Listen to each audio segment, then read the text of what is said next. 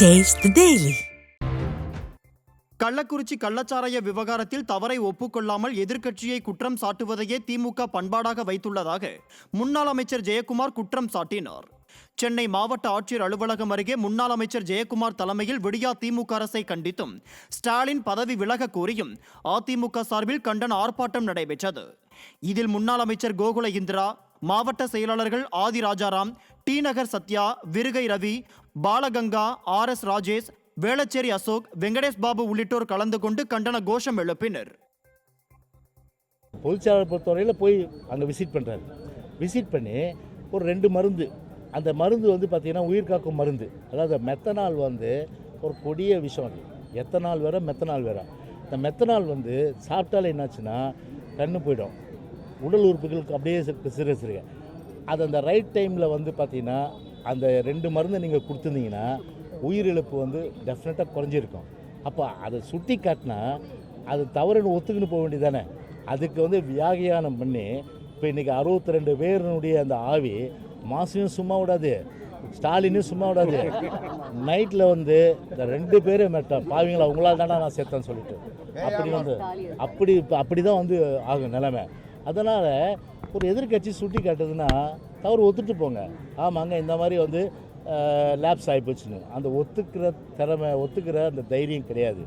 மாறாக வந்து எதிர்கட்சி மேலே குற்றம் சாட்டுறது, இதான் வந்து திமுக பண்பாடு. அதிமுக சார்பில் கள்ளச்சாராயம் உயிரிழப்பு சம்பவத்தை கண்டித்து கிருஷ்ணகிரியில் அதிமுக துணை பொதுச் செயலாளர் KP முனுசாமி தலைமையில் கண்டன ஆர்ப்பாட்டம் நடைபெற்றது. கள்ளச்சாராயத்தை தடுக்க தவறிய திமுக அரசு பதவி விலக கோரியும் முதலமைச்சர் ராஜினாமா செய்ய வலியுறுத்தியும் நடந்த இந்த ஆர்ப்பாட்டத்திற்கு அதிமுக கொள்கை பரப்பு செயலாளர் தம்பிதுரை முன்னிலை வகித்தார். மேலும் முன்னாள் அமைச்சர் பாலகிருஷ்ண ரெட்டி, சட்டமன்ற உறுப்பினர்கள் அசோக்குமார், தமிழ்ச்செல்வன் உள்ளிட்டோர் கலந்து கொண்டனர்.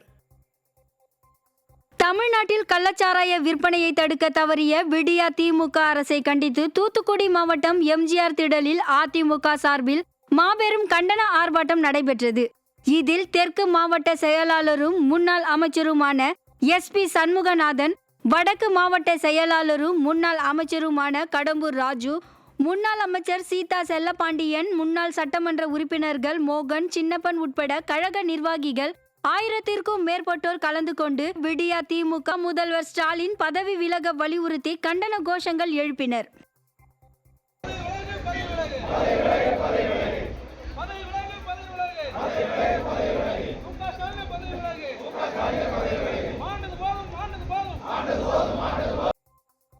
கள்ளக்குறிச்சியில் கள்ளச்சாராயம் அருந்தி பலர் உயிரிழந்த நிலையில் முதல்வர் ஸ்டாலின் பதவி விலக கோரி விருதுநகர் மாவட்டம் தேசப்பந்து மைதானத்தில் அதிமுக சார்பில் மாபெரும் கண்டன ஆர்ப்பாட்டம் நடைபெற்றது.